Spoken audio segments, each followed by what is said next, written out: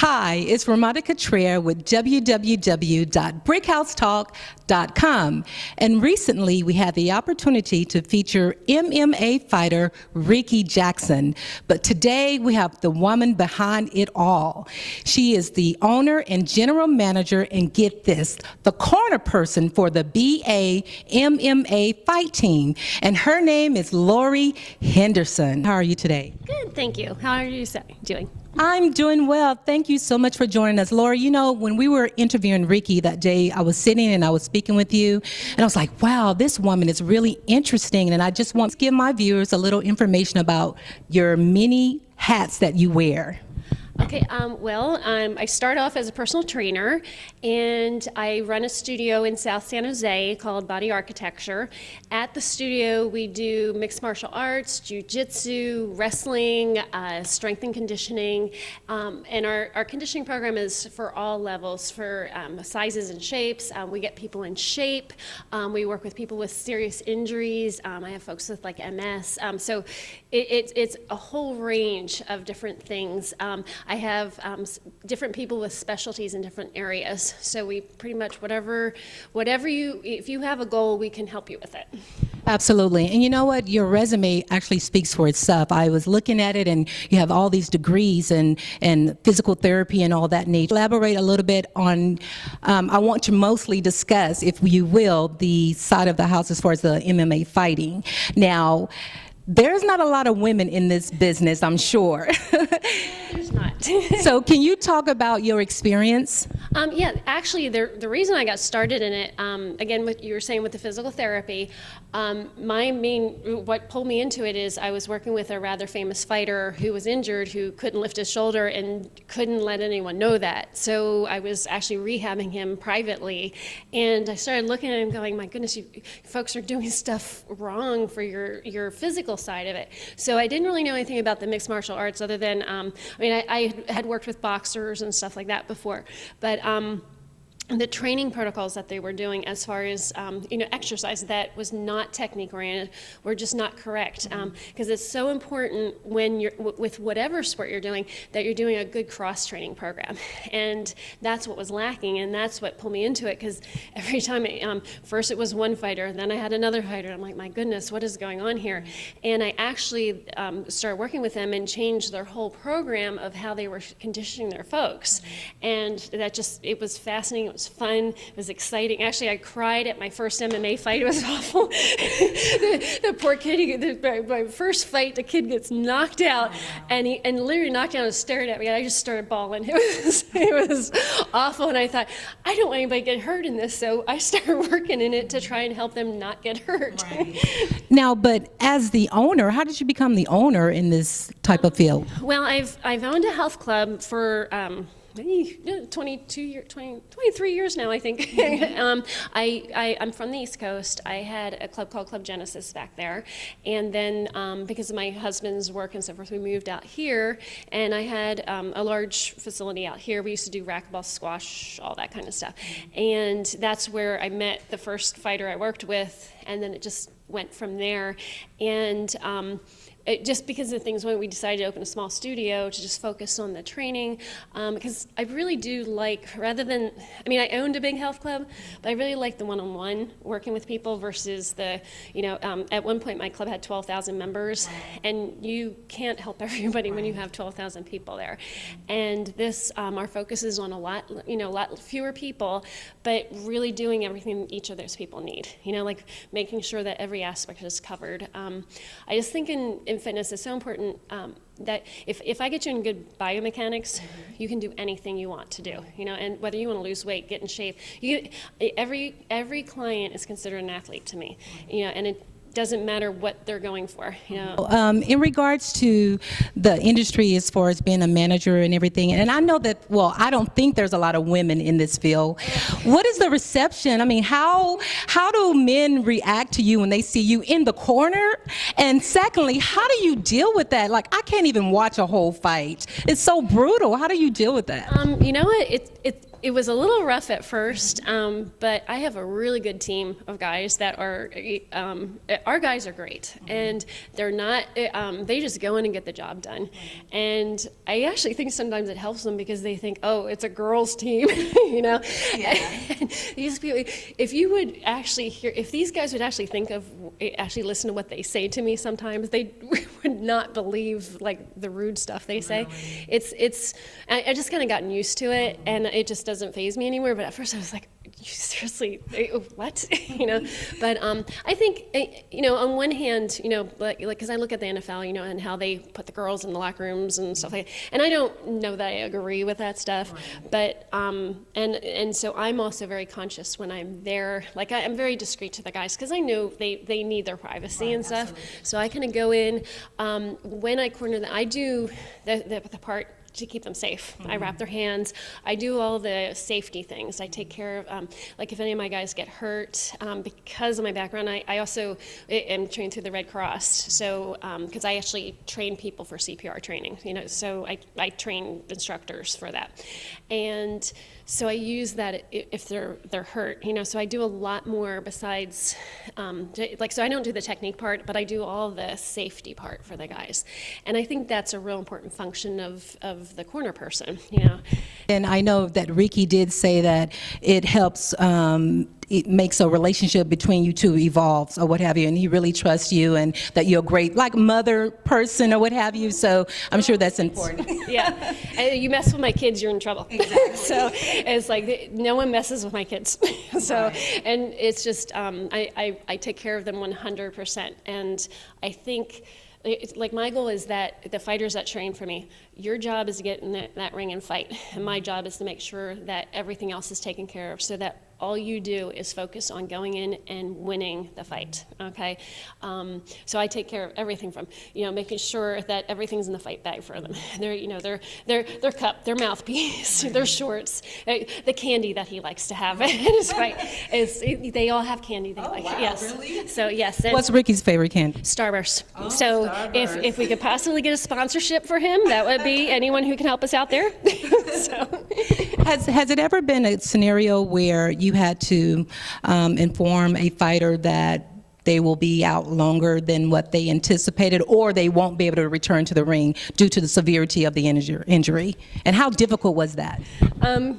Early on, I did actually do that to Ricky. Oh, wow. Not on purpose, right. But we were at a fight, and it was like, normally, you know, like, because I go in the corner with him, and it just caught me. So he got a little cut across the top of his head, and my first reaction, like, first was like, he's hurt. It was like, oh my God, like, you know, because I don't want my fighters hurt. My fighters don't get hurt. Right.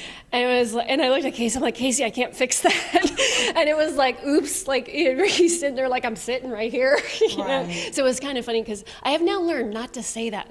So, but it was just, it caught me. That's what really made it real. Like, oh my gosh, like, you know, and he needed stitches, and it's like, and I knew he needed stitches, but it did really help me from a corner perspective. Like, you never say that to the fighter unless he is blind and I have to stop the fight. Right. As a corner person, what is your main function, your job? My job is I do the hand wraps.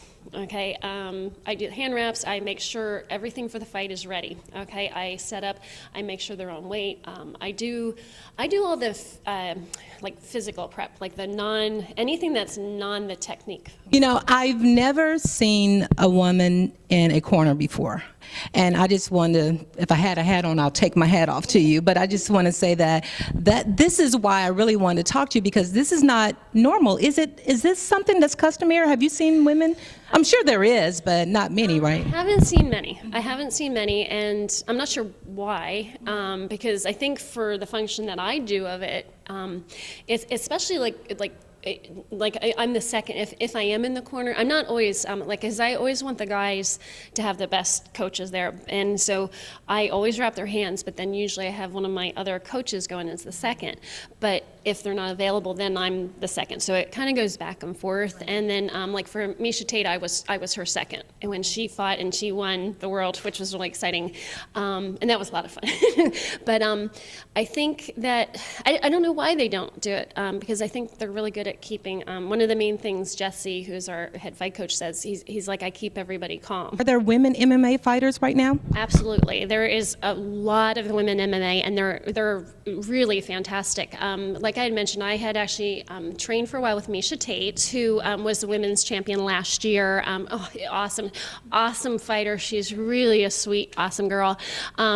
She unfortunately in her last fight got beat by Ronda Rousey, who is new in the face of female MMA. Fantastic. She actually trains with we're a Cesar Gracie affiliate. She actually trains with our affiliation there, with like Nick Diaz and Nate Diaz. But the girls in MMA are wonderful. It's since there's been some changes, you don't see them on the UFC, which is a shame. And there's a lot of people trying to promote them out there. And these girls work so hard. I really do think they should be given an opportunity on UFC and not just be on the other cards, because you have people, very famous named Gina Carano. Okay, her dad was a football player. They own the Ferrari Carano winery. Very famous, very beautiful girl, very awesome, talented personality. She used to fight on Strikeforce. You also had Cyborg. You have a lot of different names in there, and the girls, I think because they don't get as much opportunities, I think they put 10 times the effort in. Well, I'm confused because I just don't understand, ladies. I mean, how can you put yourself through that? I mean, what are the stories behind these women that get into this field? Well, I can tell you about the ones that I've worked with firsthand. Yes. Misha, she was the only girl on the wrestling team, and she just was always beating up the boys. Just a tomboy girl, just wonderful, just worked really hard and kept beating all the boys, and then just started getting into it. When you're actually there in the action, I mean, sometimes I'm thinking like, gosh, maybe I'll wrap my own hands, get in there, you know? And then I thought, oh wait, I'll break my fingernails. No, forget it. But those girls, I mean, if you saw them train, I worked with a couple of other girls, not as famous as them, but still just really top notch. And just, well, actually another really good friend of mine who has helped my gym immensely is Elena Maxwell. And she was an Olympic champion in Sanshao.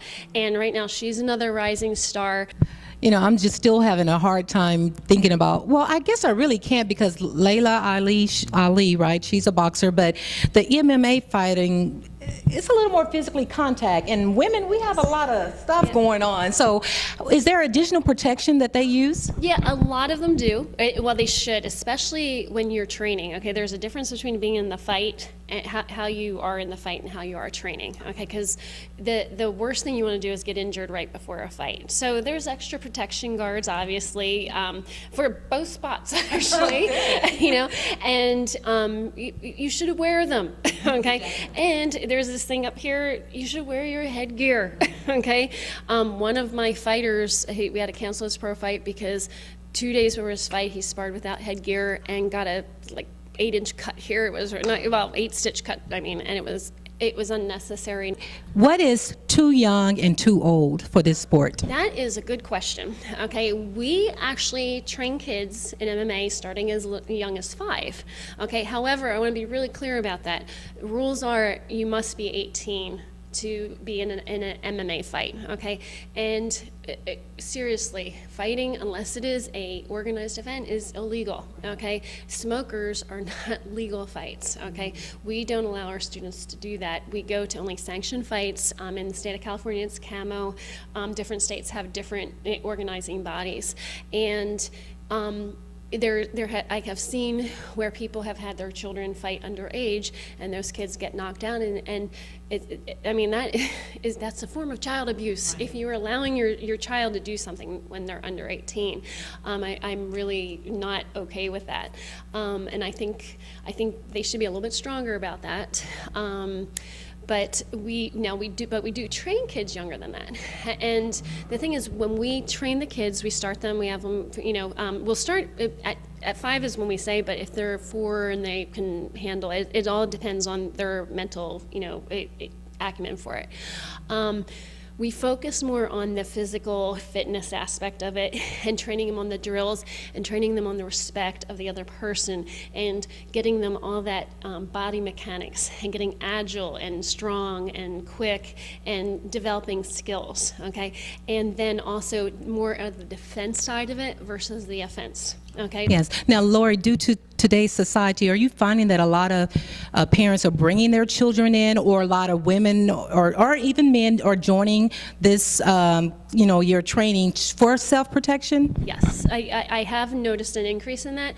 I will say, though, generally, though, they're for fitness and condition, fitness and that.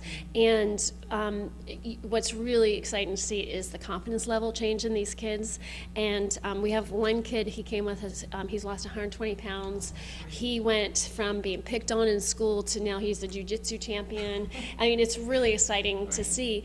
And we see that over and over again with the kids. Like, their personalities change and they're not scared. They're not, they're more open, and their respect. And we're not and see, the stuff we're teaching, that's the difference, though, between some other arts that are out there. Like, there's some really popular ones that, unfortunately, those arts, they're beautiful, but if their child gets attacked, they can't defend themselves, and that's why I'm so adamant about getting kids into this program, because I can see them defend themselves, I can see them get in shape from it, and then if they want to pursue this ongoing, we're very big about having people compete. Well, let me ask a personal question. You just said something, because my nephew, he takes karate.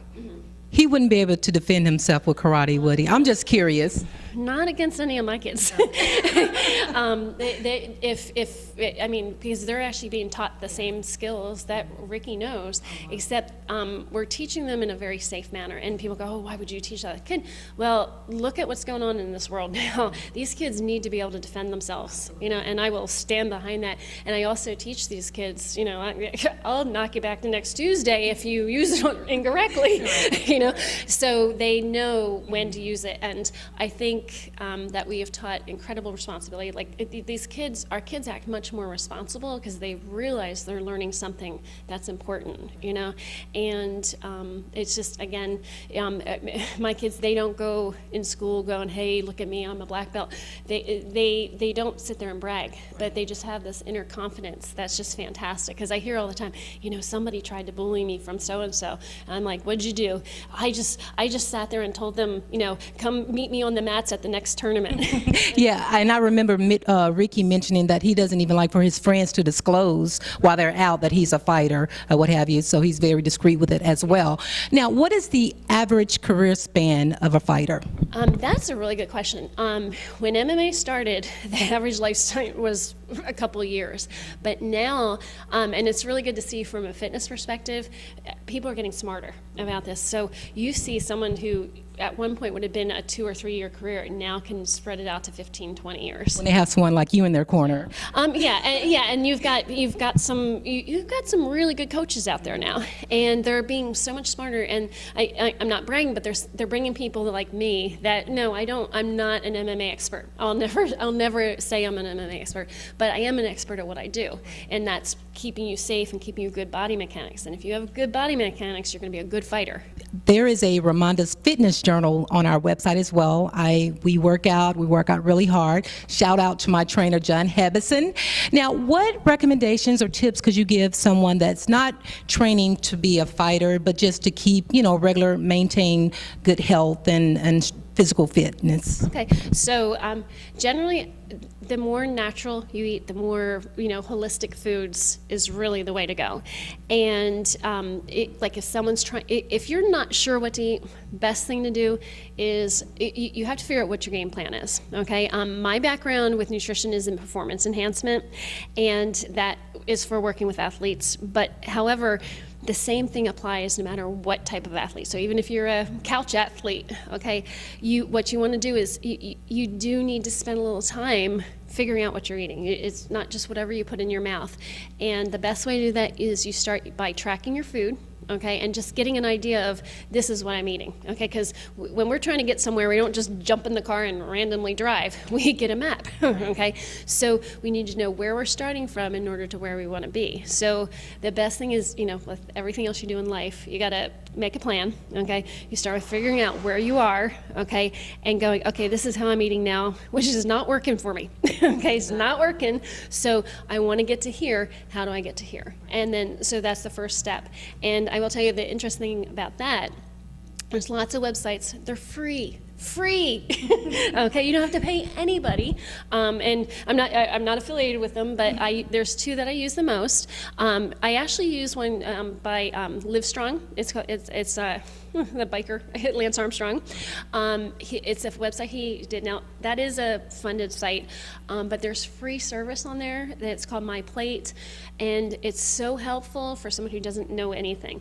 And you can track your foods, and you immediately start to see what you're doing, and just that process alone of tracking your food makes you start to eat better. It's like a natural evolution. You realize, like, oh my gosh, I eat that, you know, and being honest with yourself. Okay, if you're honest and really track it and go, oh my gosh, this is what I'm doing, and then switch it, because you can see the average person out there knows fried food is not as good for them as baked food. And when you hold yourself accountable, you're gonna have a much more result. So take heed in what Ms. Henderson is sharing with you, and you know, like every other trainer or nutritionist we've had on the website, everyone says it begins with not your diet, but just your meal plans or what have you, because you don't believe in diets either. No, not at all. I don't. This is gonna sound weird. I don't believe in like the high protein diets and all that stuff that I could go on. You don't have enough tape for that, but I do have people. A multivitamin I'm totally okay with, but all these extra protein supplements, and you know, I mean, every day I get a question about, oh, what about this? What about this protein? It's like, okay, you only need 20% protein. I don't care what you're doing, okay? And all of this bodybuilder stuff, it's a multi-billion-dollar industry, okay? People are still overweight, and people are still not at the muscle mass. And I don't care how much protein you eat. If you're not exercising properly and you're not timing your meals, you're not going to benefit from that protein. And just not to go off, but on protein, it bugs me. That's one of my biggest pet peeves. People always think, oh, I need protein. Your body only needs 20% protein max, okay? And what that means, when we talk about diets, it's confusing for people. We talk about percentages, we mean of the total calories. Okay, so say we put you on a 2,000 calorie diet. It's 20% of those 2,000 calories should be protein, okay? When you eat more than that, and then also if you eat it at the wrong times, that will affect you, but when you eat more than that, you put a lot of taxing on your liver and kidneys, right. Okay? Yes. You make your body not absorb calcium, okay? And you also, you give that to your body as a fuel source. That's the third fuel source your body wants to use, and it's very difficult for your body to use that. It wants carbs first, fats, then protein. Thank you so much for that information. Now, in regards to the MMA fighting and Mr. Ricky Jackson, what's going on? What fights, or what you have in store for him this, that's coming up that you can share with the viewers? Well, Ricky fights again in August. We had to take a little time off. He had a little hand injury that we had to take care of, and I'm one of those guys. He has to be perfect. Well, he already is perfect, yeah. But we have to have him a little more perfect. But he'll be fighting in August, and he's already set for the Dragon House card, which is going to be in Oakland. They haven't actually announced, they set these fights up well in advance. So it's going to be in Oakland, Dragon House. There will be tickets available at our studio, and I would really like everyone to get them through us because Ricky gets credit. The more tickets for all these fighters, guys, it's all about ticket sales, okay? And fighters, that's one piece of advice. When you want to, I know you have talent, but if you don't sell tickets, they won't book you. So please help everybody help you. You didn't have the opportunity to check out the interview on Ricky Jackson. Just go to our website, type in his name, and it'll come up. And it was an interview done by Brian Mims. So definitely take advantage and check him out. He's a very good, humble fighter. Now, is there any special acknowledgments or that you want to recognize individuals today? I would actually. I would like to recognize our coaches, Casey Hawes, Jesse Tobar. Those two, they have been with me since day one, and our school went through some incredible things, and those two gentlemen are just outstanding. They have supported me every step of the way, and I can't say how much I appreciate them. And then we also have Samir. Samir came on board with us last year. Samir Shantray, he's the jiu-jitsu champion of the world. Fabulous, total, I mean, these guys are just totally taking, you know, they're just helping me make this whole thing happen. And then, of course, Ricky. Ricky's awesome. What else can you say? And then I also want to thank one of our old teammates, Steve Dickey. He was one of, I call those four boys my untouchables, actually. It's Ricky, Jesse, Casey, and Steve. And they're our untouchables. They helped me start the school. They helped me start our fight team. And unfortunately, Steve, he's two-time champion in the heavyweight division. Unfortunately, he's left the area. He's moved to Grass Valley, but we will always consider him part of our team. But those four boys I could not have the school without those four and Samir. They make up body architecture. Nice. And Lori, I just want to say that you are truly a brick house in my book. I commend you on all the hard work and effort you put into your fighters and what you do. And I would just have anybody to reach out to her if they're interested in getting physically fit or if they have interest in being a MMA fighter. And again, we certainly appreciate you taking the time to stop by and talk to us here at Brickhouse Talk. And we would love for you to keep in contact with us to definitely let us know what's going on with Ricky, and we'll definitely be present for the fight too. Okay, awesome. Thank you. So again, thank you so much for joining us today. Thank you. No problem. I am Ramonda Cottrell with www.brickhousetalk.com.